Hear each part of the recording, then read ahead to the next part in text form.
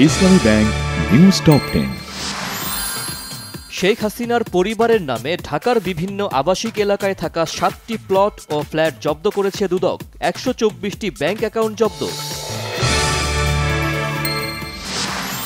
অর্থ উপদেষ্টা ডক্টর সালেহ উদ্দিন আহমেদ জানিয়েছেন, বিদেশে পাচারকৃত বিশাল অঙ্কের কয়েকশো কোটি ডলার ফেরত আনা সম্ভব।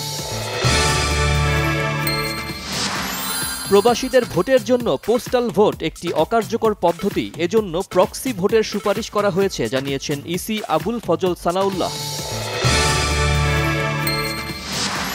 প্রধান উপদেষ্টা ডক্টর মোহাম্মদ ইউনূসের নেতৃত্বাধীন অন্তর্বর্তী সরকারের প্রতি চীনের সমর্থন আছে জানালেন দেশটির রাষ্ট্রদূত ইয়াও ওয়েন।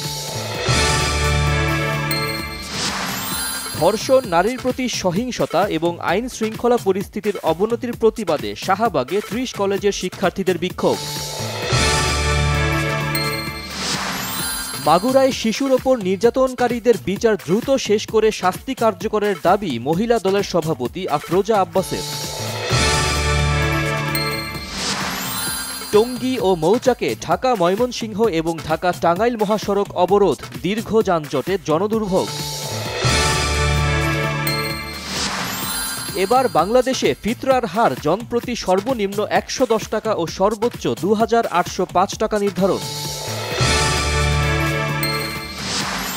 আইসিসির পরোয়ানাভুক্ত ফিলিপাইনের সাবেক প্রেসিডেন্ট রদ্রিগো দুতার্তে গ্রেফতার। চ্যাম্পিয়ন্স লিগের শেষ 16-য় আজ লিভারপুল পিএসজি ফের মুখোমুখি।